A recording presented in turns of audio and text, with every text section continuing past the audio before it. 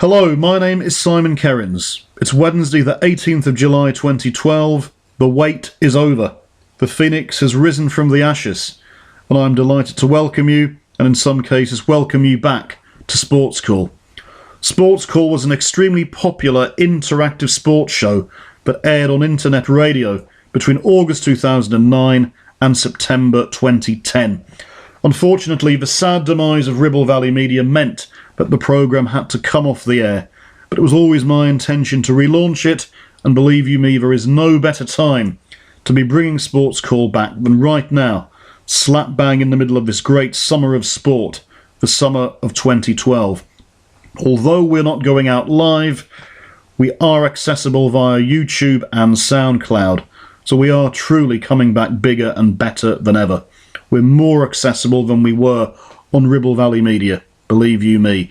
And you can also follow the links to YouTube and SoundCloud, if you so wish, via Facebook and Twitter. So the format in terms of accessing us might be different, but believe me when I say that the same features remain. Yes, those very same features that helped the programme to become so popular between 2009 and 2010. We attracted listeners from all over the world, and we yielded the most wonderful selection of genuine, heartfelt testimonials that you can access even today on our website. Yes, the website that complements this show, www.simonkerinssportscall.webeden.co.uk, www.simonkerinssportscall.webeden.co.uk. So find out what the people were saying about the programme 2 years ago, and hopefully you will be finding yourselves saying equally positive things with almost immediate effect.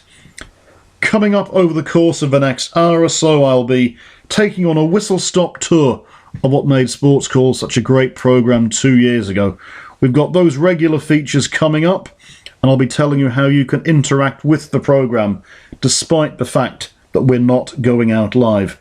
Incidentally, there is a slight possibility that a phone will ring in the background over the course of the next hour or so. I'll be ignoring it, and I strongly hope that you will do the same. Hopefully it won't spoil your listening enjoyment today. So, what is SportsCall all about? Well, basically, SportsCall exists to provide you, sporting listeners and enthusiasts, with the ultimate media forum. Get in touch with your news, your views, your likes and dislikes, your notices, and I will share all that information with your fellow listeners here on SportsCall. It's as simple as that. And although we are based in the Ribble Valley in East Lancashire, and although we do concentrate on sport in and around East Lancashire, believe you me, if you're a Liverpool fan down in Bombay or a Manchester United fan up in the Arctic Circle, you can still get in touch. And it's not all about football. I used to say this on a regular basis when we were hosting the programme via Ribble Valley Media. If you're interested in minority sports, this is your forum to get in touch. Tell me about it, spread the word, and I will be very happy to do that for you. So you've no excuses. And hopefully over the course of the next few weeks we will build up a head of steam. This show will be going out weekly. It will be on YouTube. It will be on SoundCloud. And you can get in touch not just as a listener, but also as a sponsor, if you so wish. I'll be telling you more about that in a little while.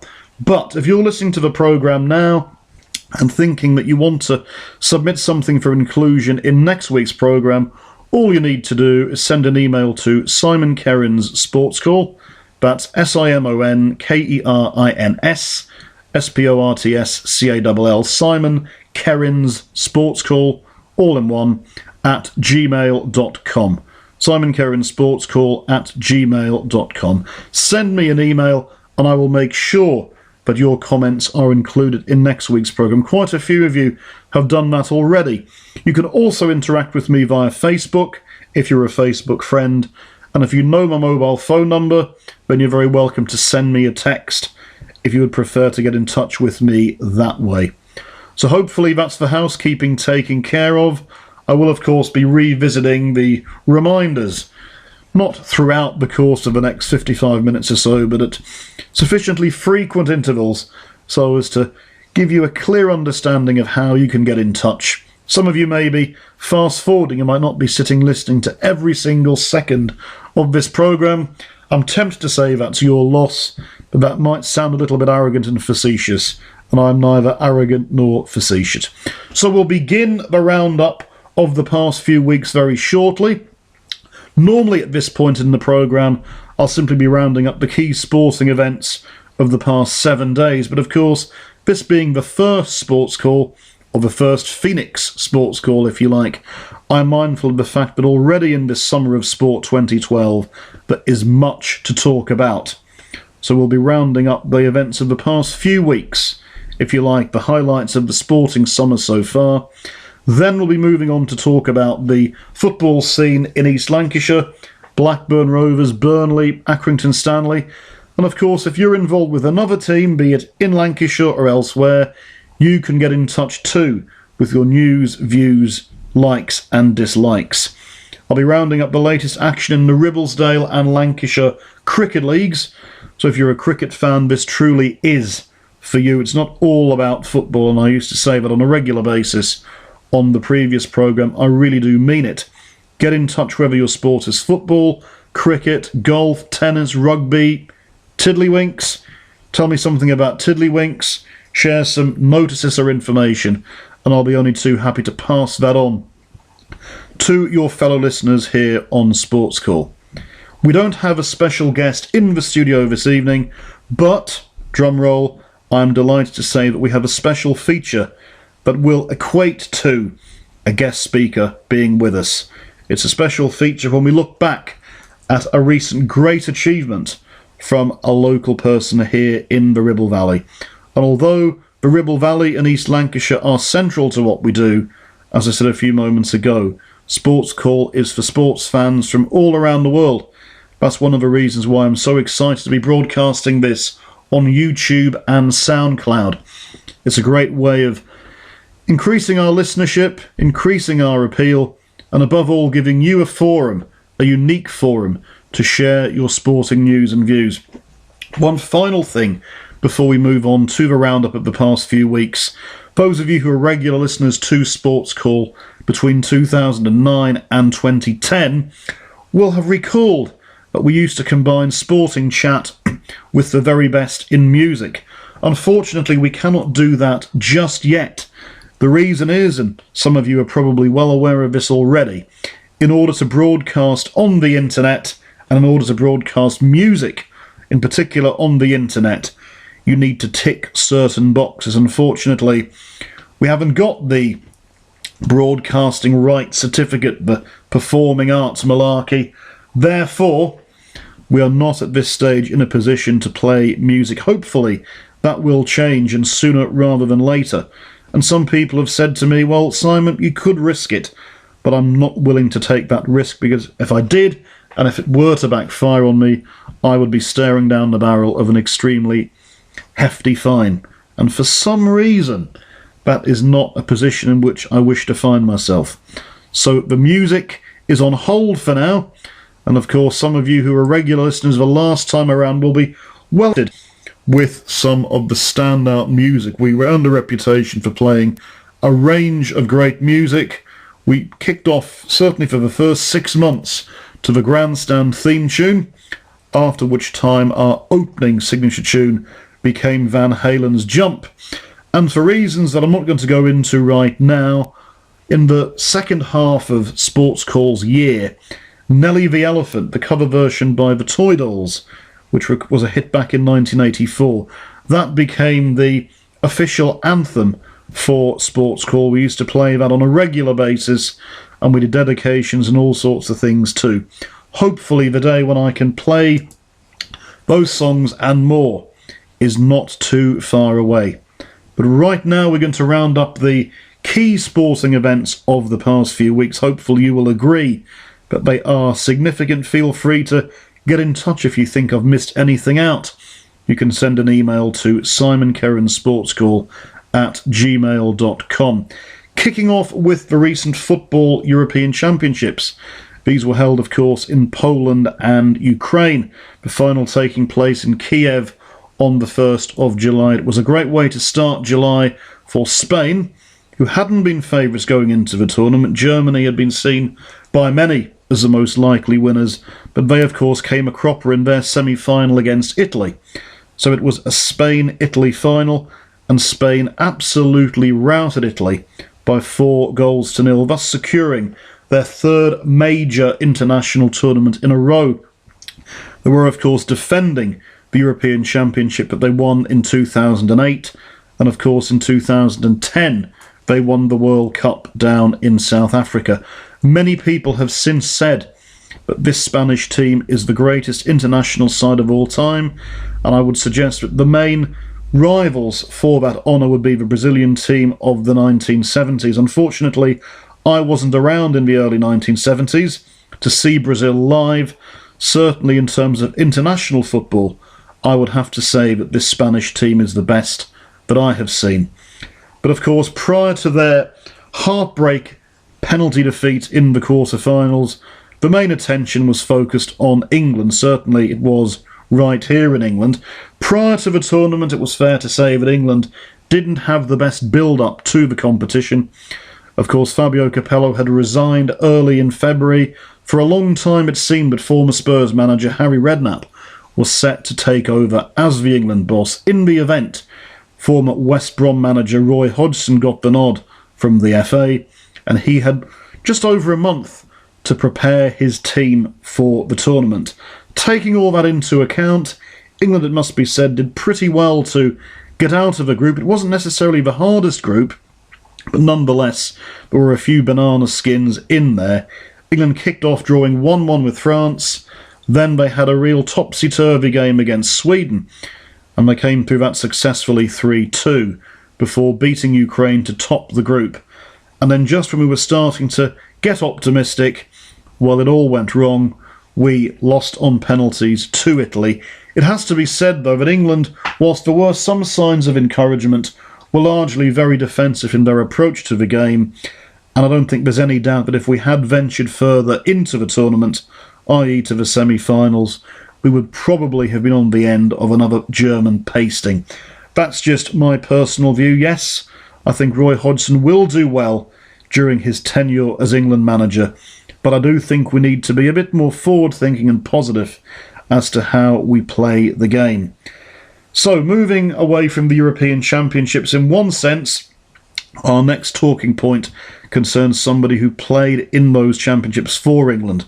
I'm talking about Chelsea and former England captain John Terry, who last week was found not guilty of racially abusing QPR's former West Ham and Sunderland defender Anton Ferdinand.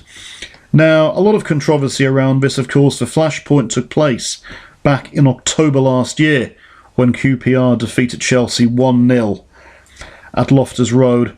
Things have rumbled on since then. It was arguably the main reason why Fabio Capello resigned as England manager. He felt that he should be entitled to keep John Terry as captain. The FA disagreed, and so things rumbled on, and if you're a sports fan, the chances are you will be well aware of the ins and outs of the situation. The FA, as we speak, are deciding whether to pursue action against John Terry and indeed Anton Ferdinand, and now Rio Ferdinand is in on the act as well for comments made about Ashley Cole, who turned up in court to defend John Terry. All in all, I think it's fair to say that the whole episode has been extremely unsavoury, even if you think that the issue should not have come to court. Clearly it highlights the fact that, once again, professional footballers earning an absolute fortune are hardly covering themselves in glory as role models, and I think that spin-offs from this story could yet run and run. Speaking of running and running, it would appear that Andy Carroll is all set to run out of Anfield. It's just over 18 months since he signed for Liverpool, leaving Newcastle in a British record £35 million transfer. However, it is quite clear that he does not figure too prominently in the plans of new Liverpool manager Brendan Rodgers, and at the very least, Carroll is open to a loan return to Newcastle. He is supposed to have told close friends he would be delighted to return to Newcastle, either on loan or in a permanent move. And of course, Newcastle are just coming off the back of a terrific season which saw them qualify for Europe under the stewardship of former West Ham and Charlton manager Alan Pardew. If you've got a view on Andy Carroll, who of course did perform quite well for England during the recent European Championships, get in touch and tell me what that view is. The same relates to Robin van Persie of Arsenal. Should he leave? And if he should leave, where should he go? If he does go, and he's going to stay in the country, it would seem that he will either go to Manchester City or Manchester United, whereas Juventus, AC Milan and Barcelona are all being linked with him too. In Scotland, it's been a very turbulent time for Football Rangers in particular, who went into liquidation, and the reformed new club, known colloquially as Newco, has been relegated to Division 3. And some clubs are saying that that could be the death knell for Scottish football. I happen to think, though, that if you're a club in Division 3, it could be an absolute boon for you. It's the old saying, what sauce for the goose is sauce for the gander, but different people have different responses to situations, and some people may think the Rangers have got their comeuppance. Other people may be more concerned about the financial state of Scottish football as a whole. We will see what happens in the coming weeks and months. What is clear is that there will be no SPL Old Firm derby for at least 3 seasons. I wouldn't mind betting, though, that at some point in the not-too-distant future, Celtic and Rangers are going to be drawn against each other in one of the cup competitions. And if that's one of my predictions, feel free to get in touch with yours. It's incredible to think that the new 2012-2013 season is not too far away. And in a few weeks' time, we'll be predicting what might happen in that new season. So get in touch, Simon Kerins SportsCall at gmail.com, or you can get in touch via Facebook, or send me a text message if you know my phone number. As I say, Andy Murray made history 10 days ago. He became the first British man to reach the men's singles final at Wimbledon since Bunny Austin back in 1938. That was a real monkey to get off his back. But could he get the monkey off his back that related to Fred Perry being the last men's singles winner at Wimbledon for Britain? That was back in 1936. Well, it started well for Andy Murray. He took the first set 6-4 against Swiss legend Roger Federer, but then Federer gradually felt his way into the game and ran out a very comfortable winner, taking the next 3 sets 7-5, 6-3, 6-4. Cue a distraught Andy Murray breaking down in tears on the centre court. I think it's fair to say, though, that he endeared himself to a lot of people during that tournament. Over the last few years, we've been used to Britain's Andy Murray progressing through the first 4 or 5 rounds of Wimbledon, and then following a semi-final defeat, Scotland's Andy Murray has gone home. I've always said that's unfair. I've always been a fan of Andy Murray, and I've always pointed out to people who may not necessarily have been aware of this, that Andy Murray was caught up in the Dunblane tragedy of 1996 when Thomas Hamilton, who was actually known to Andy Murray, ran amok at the primary school in Dunblane. Andy Murray wasn't in that classroom, but he was in a neighbouring classroom and actually took shelter to hide from Thomas Hamilton. And to go through something like that really must make its mark psychologically. And people talk about Andy Murray's personality and so on. I think that might well have been shaped by what happened in Dunblane. I might be totally wrong, but I think it is likely that he will not forget that episode in a hurry. And he did, let us point out as well, have a very tough run to the final. Although his path was smooth when Rafael Nadal was knocked out surprisingly in the second round, he did have to negotiate his way through quite a tough guest list. Marcus Baghdatis in round 3 springs to mind Marin Cilic in round 4. And of course, in the quarter-final, the Spaniard David Ferrer, and then that incredible game against Jean-Wilfried Tsonga, the Muhammad Ali lookalike from France, in the semi-final. Murray stormed into a 2-1 lead. Tsonga then played some superb tennis to get it back to 2-1. It was nip and tuck in the 4th set until Murray finally got through to the final. And of course, this is the fourth time that Andy Murray has reached a Grand Slam final, the fourth time, sadly, that he has lost in that final. But he is still 25 years of age. He is still capable of mounting a challenge for the next few years. And I would like to reiterate something that I said back in 2009.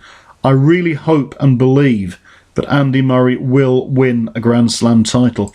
And some people who aren't big tennis fans might be surprised to know that Murray beats the likes of Federer and Nadal and Tsonga and Cilic and Ferrer on a regular basis, in tournaments in Amsterdam, in Paris, in London, Dubai and so on. It's just a case of converting that winning form to the Grand Slams when it really matters. And I think Andy Murray would willingly sacrifice all his wins against Federer, Djokovic, Nadal and the like just to win one Grand Slam, particularly if that were to be at Wimbledon, particularly if it were to be the 2013 championships. I'm sure you'll agree with me on that one. Now, moving on from tennis to cycling, and Britain's cycling dominance continues in the Tour de France. At the time of recording this, Bradley Wiggins is approximately 2 minutes in front, and his teammate, Chris Froome, is in second place. So it's looking very good for Britain as they seek to have their first ever winner of the Tour de France. And of course, the likes of Mark Cavendish and Victoria Pendleton will be in action in the forthcoming Olympics, along with Sir Chris Hoy and various other cycling superstars, I would say. But if there's one sport in which Britain undoubtedly leads the world at the current time, it is cycling. And speaking of the Olympics, they get underway in London in just 9 days' time. Are you in the mood yet? A lot of people regard the Olympics as a slow burner. They're not quite in the mood, they're not quite excited and following the schedules just yet, but they will do when the time comes. And I suppose, until recently, I was in that category, but I do confess now I've started to succumb to the Olympic bug, and of course, being a native Londoner, and a very proud Londoner at that, it will be great to see the Olympics in my home city for the first time since 1948. Share with me, please, your hopes and predictions for how Team GB will fare over the next few weeks. And tomorrow, the British Open, the Golf Championship, takes place at Royal Lytham. And given the horrendous weather that we've had, particularly here in the northwest, conditions are set to be more testing than ever. As such, I think the smart money will be going on a European, which probably makes it a dead cert that an American or an Australian will take the title. But all joking aside, I think the likelihood is that Darren Clarke, if he doesn't win it again, will be succeeded by another European. And if you're listening to this on Wednesday evening or first thing on Thursday morning, nip down to the bookmakers and have a little flutter on Ian Poulter or Paul Lawrie. I think they've got a particularly good chance of winning. I think Lee Westwood and Luke Donald, the current world number one, are not going to be too far away from lifting the claret jug either. But Ian Poulter and Paul Lawrie, and of course Paul Lawrie won the 1999 Open in similar testing conditions in Carnoustie. So he's got form. He is, as they say in the horse racing fraternity, a soft ground specialist. And speaking of horse racing, there are two big questions on the lips of all racing fans this summer. Is Frankel the best horse ever? And can Camelot complete the first Triple Crown by a colt since Nijinsky in 1970? Well, the Aidan O'Brien trained horse, ridden by 19-year-old son Joseph, has already landed the 2,000 guineas and the Epsom Derby, and for the record, he recently won the Irish Derby as well. But of course, he will be competing in the St Leger at Doncaster in September, and that race stands between him and, as I say, the first Triple Crown for 42 years. If all that floats your boat, or if you're sitting there thinking, why hasn't Simon spoken about something else, feel free to get in touch and tell me what that something else is. You can email Simon Kerins SportsCall @gmail.com. So far, I haven't said Ribble Valley Media or given you the email address for Ribble Valley Media. I can't guarantee that I won't say it at some point either tonight or in a coming show. but who knows. Moving on now then to out-and-out football. For the next few minutes, we'll be looking at Blackburn Rovers, Burnley and Accrington Stanley. But of course, if you're involved with another team, with Clitheroe, or with a local amateur team, then please get in touch. Or as I say, if you're listening in any part of the world and you want to share with me, and more importantly your fellow SportsCall listeners, news relating to your football team, then please do. Just get in touch. Speak now or forever hold your peace. Now we begin with Blackburn Rovers, and of course Blackburn Rovers, unfortunately, well, unless you're a Burnley fan, unfortunately were relegated at the end of last season. But manager Steve Keane, somewhat surprisingly, at least to the rest of the sporting world, remains at the Ewood Park helm. Now, Rovers have been quite active in the summer transfer market. They've recruited Danny Murphy from Fulham, former Portuguese striker Nuno Gomes from Braga, and perhaps most interestingly of all, former Newcastle striker Leon Best, who on his day is more than capable of getting goals in the Premiership, let alone in the Championship. And Rovers fans will no doubt be hoping for a good start to the season from the Ewood Park club. However, the Venky saga rumbles on. And I'm not going to say too much about that now because we're hoping to have a special feature on that in the course of the next few weeks. So bear that in mind if you're a Blackburn Rovers fan. And since I started to prepare for this evening's programme, I have to tell you some other news that has just come in concerning Blackburn Rovers, and that also concerns the manager of my beloved West Ham United. Former Blackburn manager Sam Allardyce, currently in charge at Upton Park. Long may he stay there, by the way, that's my view. Allardyce has issued a claim against former club Blackburn and their manager, Steve Keane, over comments that his Ewood Park successor is alleged to have made about him.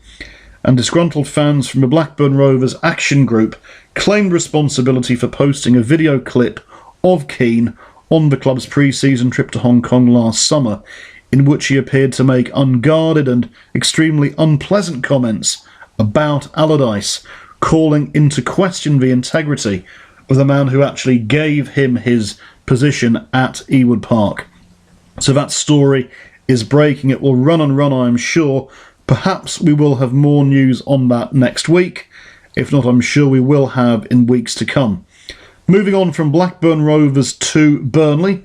Burnley had I suppose you would say, a mediocre season in the Championship last season. New manager Eddie Howe has won a number of plaudits for his positive approach to football. However, it would seem that Burnley are in no immediate hurry to return to the Premiership. They'll be quite happy to stay in the Championship because, of course, clubs have been known to fall through the trapdoor further and find it even harder to get back to the second tier. Burnley so far have made 3 summer signings: George Porter from Orient, Jason Shackle from Derby, good defender, I think he'll prove a success at Turf Moor, and Luke O'Neill from conference side Mansfield. If you're a Burnley fan, give me your thoughts on that. Burnley, incidentally, have released former West Ham forward Zavon Hines now. Zavon Hines never quite cut the mustard at West Ham. He did show a lot of promise on occasions, and I personally thought that when he went to Burnley he would do very well. Unfortunately for him, things didn't quite pan out as he would have liked, and he has now been released by the Turf Moor club. Accrington Stanley promised to have a busy summer as well. A number of trialists are on board.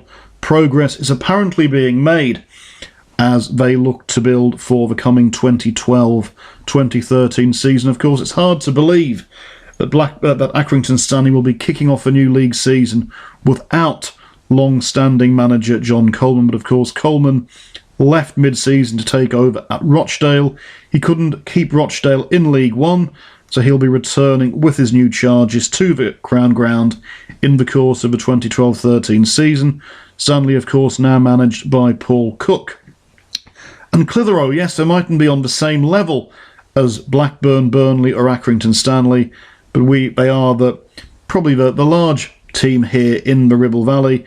New manager Paul Moore looking to stamp his authority on the club ahead of the forthcoming Evo Stick League season.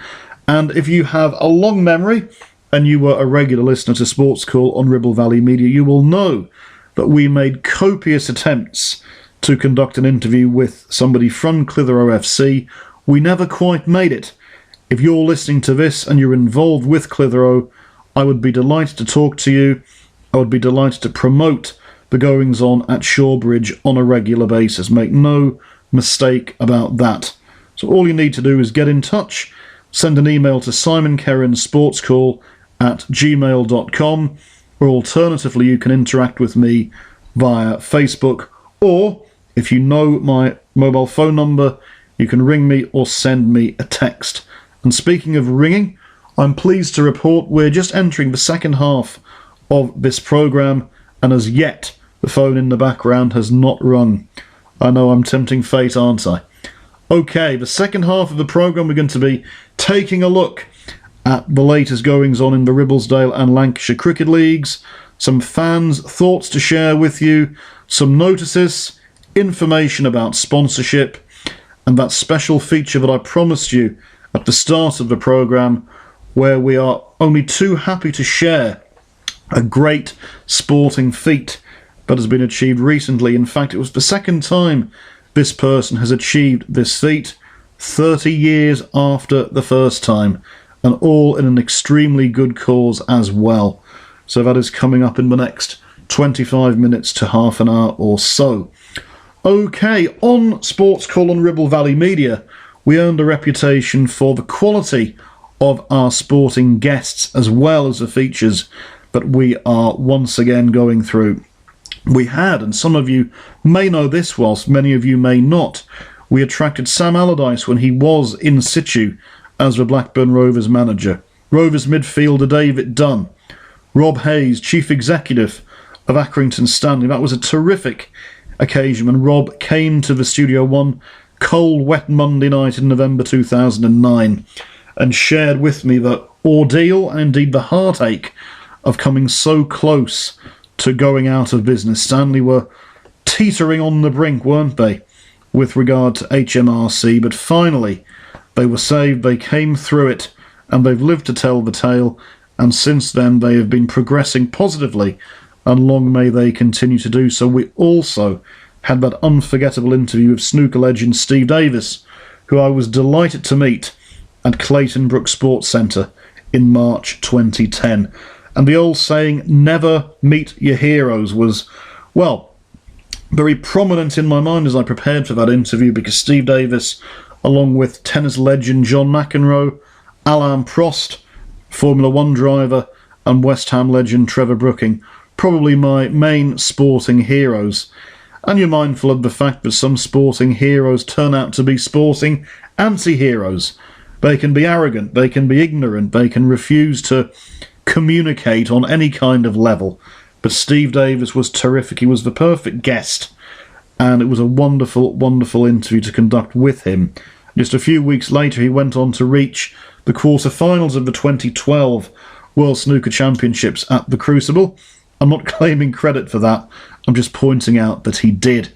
And I'm now going to point out the latest goings-on in the Ribblesdale Cricket League. Now, at this point, I would like to say something that I found myself saying many, many times on the Ribble Valley Media programmes, and that is thank you, Trevor Baxter. Trevor Baxter is in charge of the press and the media contacts for the Ribblesdale League, circulating all the results, and he was terrific 2 and 3 years ago, and he's proving to be terrific once again, sending me all the information, all the news, so I can share it with you now, and so that I can also promote the Ribblesdale League here on Sports Call. Kicking off with the results from Saturday the 14th of July in the Senior League. Baxenden, the defending champions from last season, were at home to Whalley, my beloved Whalley here in the Ribble Valley. Baxenden made 164 all out to be precise. Whalley's Wilkin Motter taking a very impressive 7 for 52, and Whalley 165 for 9. Whalley winning by 1 run. Cameron Unas, former Whalley player, playing for Baxenden. He took 5 for 76, but it was in vain, because thanks to the efforts of Wilkin Motter and his bowling colleagues, and indeed the fielders, Worley squeaked home by 1 run, and that defeat will not do Baxenden's chances of retaining their championship much good, but a great win for Worley, who have been having very much a transitional season in 2012. Next up, Clitheroe versus Earby. Earby batted first and were all out for 66. Clitheroe 67 for 2, knocking off the runs necessary for a comfortable 8-wicket win. Next up, Edenfield versus Reed. Reed batted first, 180 for 7, 52 coming from John Harvey. Jim Flitcroft scored 70 in Edenfield's reply of 132, but it obviously wasn't enough, Reed prevailing by 48 runs. In the next game, Great Harwood took on Oswaldtwistle Emmanuel. The home side batting first, 104 all out. Aussie would have been quite optimistic about securing wins there. Gerard Metcalf of Aussie taking 6 for 16, but Aussie were bowled out for 63. Great Harwood's Ben Dowling taking a very impressive 5 for 11 as his side won by 41 runs. Ribblesdale Wanderers versus Cherry Tree. Ribblesdale batted first, all out for 55. Cherry Tree's Andreas Sudnik, the hero, taking 7 for 30, and although they lost 4 wickets, Cherry Tree did indeed reach their target to secure victory by 6 wickets. Salisbury versus Bonalswick. Salisbury batted first, all out for 108. Bonalswick's Imran Khalid taking 5 for 39. Bonalswick cruising to victory, 109 for 2. 53 not out coming from Umar Sadiq as they won by 8 wickets. And Settle versus Padiham, last but not least, in terms of the Saturday roundup. Settle 188 for 8. Mansour Amiad, the only centurion of the day, he made exactly 100. And Padiham all out for 129. Victory to Settle by 59 runs. And on Sunday, the semi-finals of the Ramsbottom Cup, Barnoldswick taking on Oswaldtwistle Emmanuel. Barnoldswick 234. Abdul Sadiq 65, Umar Sadiq 59. In reply, Oswaldtwistle could only muster 185. Chris Cook-Martin top scoring on 46. Barnoldswick into the final by 49 runs. And in that final, they will face Baxenden, who visited Settle and had a very pleasant journey home. It's a very pleasant journey to Settle. They would have enjoyed an even more pleasant journey home. They batted first, making 161. They weren't overly happy with that, but the blow was softened when Steve Malloy took 5 wickets in 10 overs, helping Baxenden, I should say, to bowl Settle out for 82. So Baxenden winning by 79 runs. And as a result of that, Barnoldswick will face Baxenden in the final, which will take place at Oswaldtwistle on July the 29th. If Barnoldswick win, it will be their first Ramsbottom Cup success since 1985. However, Baxenden captain Andy Corns is determined to stop them. He hailed his side's never-say-die spirit and resolve on Sunday, 24 hours after their surprise defeat against Worley. That said, looking at the league table as it stands, you would say Barnoldswick are in pole position to win the league, and if they win the cup, then it will be a case of double delight for Barlick in 2012. They currently lead the table by 17 points from Reed, with Baxenden a further 15 points behind, and it's unlikely that Clitheroe or any other team below them is going to get involved in the mix, although they might well prove me wrong, and if they do, I'll be the one eating humble pie come September. Now I'm going to briefly take you through the Foster's Lancashire League scores from Sunday the 15th of July, kicking off with Church against Burnley. Church batted first, all out for 149, Burnley winning by 5 wickets. East Lancashire versus Colne, Colne 88 all out, East Lancashire 89 for 3, winning by 7 wickets. Enfield versus Ramsbottom. Enfield batted first, 163 for 8, before skittling Ramsbottom for 120, a 43-run win for the men from Enfield. Haslingden versus Accrington. Haslingden 246 for 6, Accrington all out for 114. So a very comfortable 132-run win for Haslingden. Nelson versus Bacup. Nelson batting first, 164 for 9. Bacup all out for 88. A 76-run win for Nelson. Rishton versus Lower House. Lower House, the defending champions, were looking to recover from Saturday's loss to Accrington, and they got what they were looking for. They bounced back to winning ways. They batted first. They made 177 for 8 before bowling out Rishton for 118, a 59-run success. And last but not least, Todmorden versus Rawtenstall. Todmorden batting first, 189 for 6. Rawtenstall all out for 92, so a 97-run win for Todmorden. Quite a few resounding wins there, but of course the highlight for Worley, going back to Saturday, was that 1-run win over Baxenden. Very exciting for Richard Palmer and his team. I know Richard has on occasion listened to Sports Call in the past. He might be listening to this podcast between now and next time, and hopefully more and more teams from the local cricket circuit will get involved with Sports Call. I'll be very happy to promote the latest goings on from any of the clubs that I have just mentioned, as well as hopefully conducting an interview with the aforementioned Mr. Trevor Baxter in the not too distant future. Now, you might be listening to Sports Call and thinking, I'm enjoying the programme, how do I get in touch? Well, the answer is very simple. You send an email to Simon Kerins SportsCall @gmail.com. Alternatively, you can get in touch via Facebook if you are a Facebook friend. And if you know my mobile phone number, you're very welcome to send me a text message, and I will air your news and views, your sporting likes and dislikes on the next programme. Some comments relating to this week's programme and the events of the past sporting week. Lisa Jane in Bishop Auckland says, I would like to say I am sick of all the negative people complaining about the Olympics. It is a fantastic event and a chance to show the rest of the world how beautiful our country is and what a great nation we are. It'll maybe get more people holidaying here to improve our economy. I, for one, can't wait for the Olympics. Many thanks, Lisa Jane, for those comments. And I think more and more people, even if they weren't that positive about the Olympics to begin with, are probably coming round to your way of thinking now.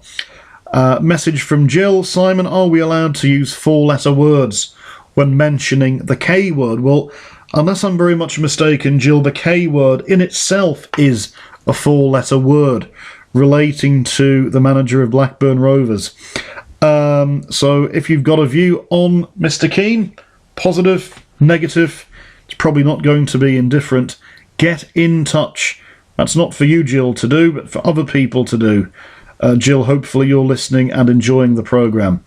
Claret Eddie in Accrington says, welcome back to Sports Call. I'm so looking forward to listening to the programme again. I enjoy 606 on 5 Live, and I do listen on occasion to Talk Sport, but Sports Call was always my favourite. It is great, but it is coming back. Tony, he doesn't tell us where he's from. He says, I see a long, hard season ahead for Blackburn Rovers. I'm encouraged by the signings they have made to date, but as long as Keane remains in charge, the only way ultimately will be down. And one final comment from Jeff in Preston. He says, I'm so pleased that Sports Call has come back. I really enjoyed the programme the last time, and I'm looking forward to listening to it this time around as well. We have a great sporting summer in our midst.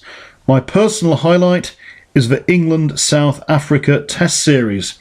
And of course, that begins tomorrow. The first test begins at the Oval between England and South Africa. England currently ranked number 1 in the world, South Africa number 3.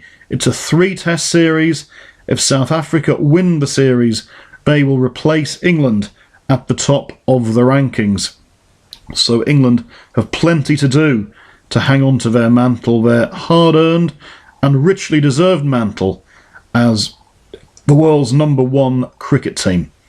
Now, if you're listening to Sports Call and thinking, Simon's going on about sponsorship, how could I possibly sponsor the programme? Well, Sponsorship, I don't like to make assumptions, but sponsorship is typically aimed at businesses. It's a very good way for businesses to promote themselves locally and in a cost-effective way.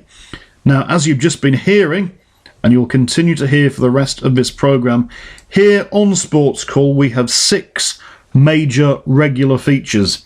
The review of the sporting week, the roundup of the football action, the latest goings-on in the world of cricket, fans' thoughts, guest slots, and your notices. Now those are the 6 features, and each of those is available for sponsorship in what I believe, I certainly hope, is a very attractive package. A package of just £50 per calendar month. Now, of course, at this stage, we don't have any sponsorship in place, and hopefully, as Sports Call grows and grows, we will have not too much difficulty, he said, tempting fate, in attracting sponsorship. If you would like to get in touch with a view to sponsorship, all you need to do is send an email to simonkerins@gmail.com, or alternatively get in touch via Facebook, or send me a text, or ring me if you know my number. And when we come to that particular feature on future editions of Sports Call, if you are that sponsor, then your name will, to coin a phrase, be up in lights. You'll be promoted during the slot, at the end of the programme, and also during relevant conversation on the show, but also as well promotional material on social media via Facebook, via Twitter, and so on. So it's a very effective way of promoting your business to the sporting fraternity. Now, you might have links to the world of sport. The chances are, if you're listening to this programme, you are at least a sporting fan. But you don't have to be operating in the sporting sector in order to be a sponsor here on Sports Call. You could run any business. You could be a financial advice service. You could be a landscape gardener. You could be a pub, a restaurant, heaven knows what. And if you would like to get involved and become a Sports Call sponsor, then all you need to do is get in touch with me. I will be delighted to answer any questions that you may have, and hopefully take things forward in a way that benefits you as well as benefiting the programme. Hopefully you're enjoying this programme. We are coming to the end of it, and as we do that, I would like to go back to what I said at the start of the show with regard to the guest slot stroke notice feature. If you are involved with a club, or if you're involved with a particular sporting activity, feel free to get in touch. I remember on the previous programmes we used to have people emailing in and saying, I've beaten my brother in a round of golf at Mittenfold today. I beat him 4-3 and I thoroughly enjoyed it, but I don't suppose you're going to put that on the programme. Well, I did, and I will do if people email me or get in touch with those messages once again. Sports Call really is your call. My job is to pull everything together and hopefully put together an entertaining show for you once a week. Now, back in 2009 and 2010, Sports Call ran for 2 hours. For the time being at least, it will only run for 1 hour. That is to facilitate uploading of the programme onto the internet, to make it more accessible, to make it easier for you, and if I'm being totally honest, to give my voice a bit of a rest as well, because of course, back in the days of Ribble Valley Media, we did have the music, and we probably played an average of about 10 to 12 songs per programme, which of course gave me an opportunity to have a drink of water, to catch up on the comments that you were submitting, and so on. We may well go back to that sooner rather than later, i.e. the 2 hour format. I certainly hope that in the not too distant future it will be possible to introduce some music. But as I said at the start of the programme, and if you've not caught what I said at the start of the programme, if you're just skimming and skipping, and it's perfectly in order for you to do that, you mightn't have a 1 hour block to sit down and listen to this programme, then the situation is, in order to broadcast music over the internet, you need performing rights certificates, you need various other abbreviated things, the names of which currently escape me. and it would be one great risk for me even to play the Toy Dolls' Nelly the Elephant, which was of course the anthem for SportsCall. It still is the anthem for SportsCall. Somebody was asking me earlier today if I could have played some music today, what would my choice have been for the first track on SportsCall? Well, apart from the opening signature tune, which would have been Jump by Van Halen, I would have played Love Affair, bringing on back the good times, because I sincerely hope that for you the good times are back in terms of SportsCall being a real vehicle for your sporting news, views, likes and dislikes, and so much more. SportsCall certainly is about to prove a vehicle for the news and the achievements of one local resident here in the Ribble Valley. I am not just sharing this with you because it concerns a good personal friend of mine. I'm sharing it with you because of the magnitude of the achievement, allied to an extremely good cause. Some of you who know me and know this person well may have an idea what I'm about to tell you. Others, of course, may not. So whether you know this person or not, then pin back your ears, because I'm going to tell you about him and what he has done. Wally accountant Mark Derbyshire is the gentleman in question, and he recently completed his second triathlon, no less than 31 years after his first one.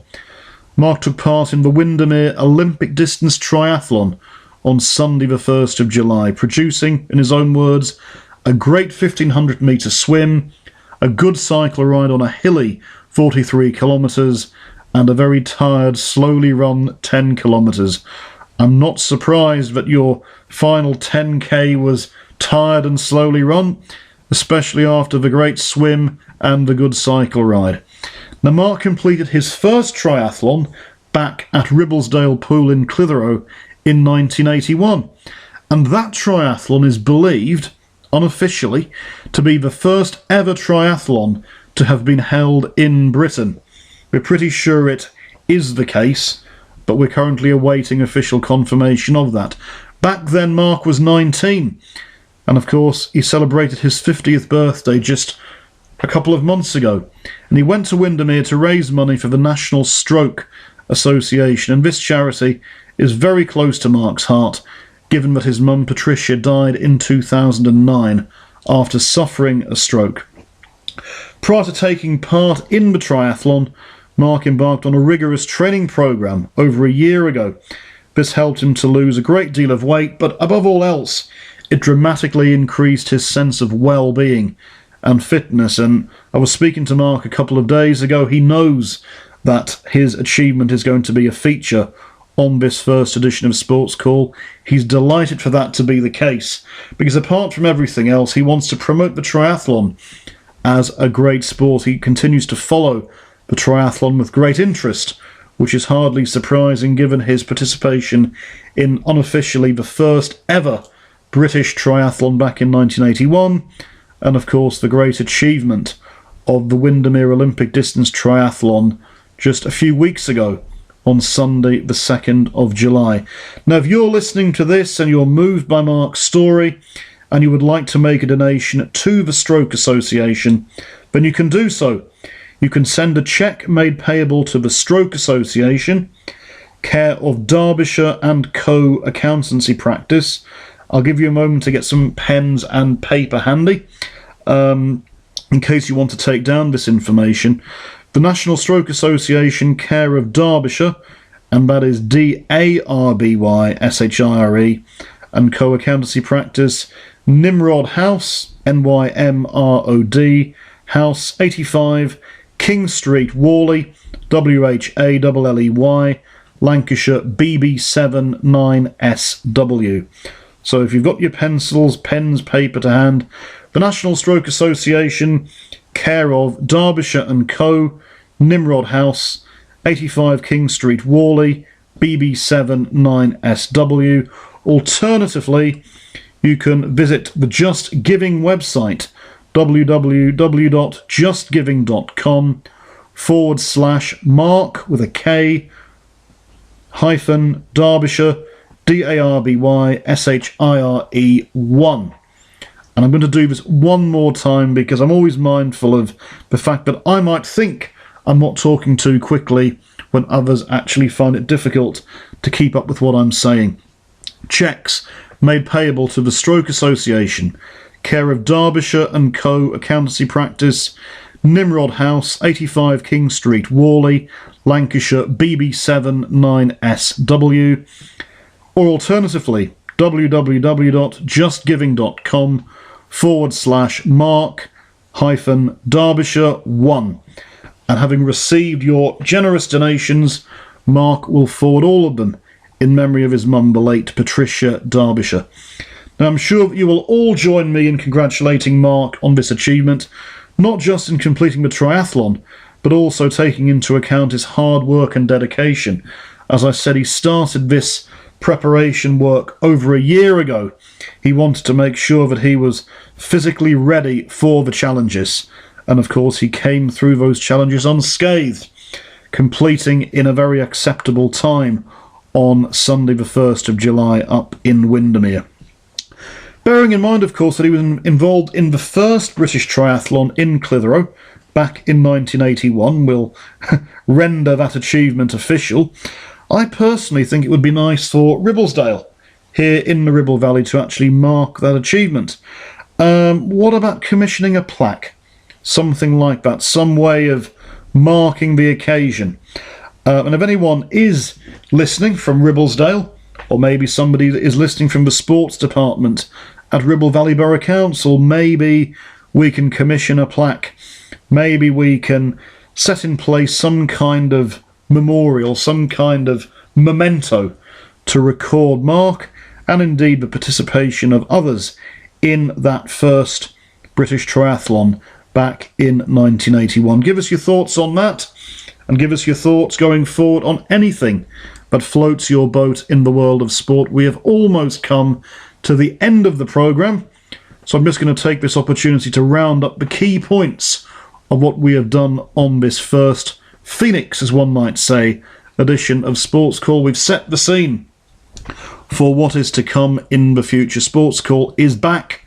It's not going anywhere. Well, it is going forwards, but it is not going to be off the air. It's going to be going forwards bigger and better than ever before. Available on YouTube and SoundCloud. You will know that, of course, if you're listening. And, of course, if you're a Facebook and Twitter fan, then the links will be available to you on that as well. Simon Kerins SportsCall on Facebook and at SK SportsCall on Twitter. I'll be saying more about the contact details next week. We've reviewed the sporting week, or you've been lucky this week, we've reviewed the sporting summer so far, in effect. We've looked at the latest football news from East Lancashire, the Ribblesdale and Lancashire Cricket Leagues, some thoughts from you listeners. We've also spoken about the guest slots. We're hoping to have some guest interviews taking place in the very near future. The phone as yet hasn't gone, which means it's almost certain to do so now. And I've spoken as well about the notices, your opportunity to promote any kind of sporting activity, any sporting achievement, any charity fundraising that you happen to be involved with. Just like Mark Derbyshire, who completed the British, well, his second triathlon, the Olympic distance triathlon in Windermere on Sunday the 1st of July. And if you listen to Mark's story and you think that you would like to put together something similar to tell the rest of the Sports Call listeners about you and your sporting achievement, then please, all you need to do is drop an email to Simon Kerins SportsCall at gmail.com, Simon Kerins SportsCall at gmail.com. You can also get in touch via Facebook. If you know my contact details, then please just give me a call or drop me a text. If you're uncertain about putting something together, I will actually help you to do that in such a way that it goes out as professionally and as impressively as possible. Well, all good things come to an end, and we're now at the end of the first programme of the revamped Phoenix Sports Call. Whether you've listened to 30 seconds of it or all 60-odd minutes of it, I hope that you've enjoyed it. It is great to be back. I look forward to your company in the weeks, months and years to come. I thank you for your company today. I hope you enjoy the programme. Please spread the word, because the more people who find out about SportsCall, the more people will listen to it, and we can take this forward as the very best vehicle for sport, and yes, in the not too distant future, music as well. I'm Simon Kerins. You've been great for listening. I'll talk to you next week. Thank you. Bye-bye.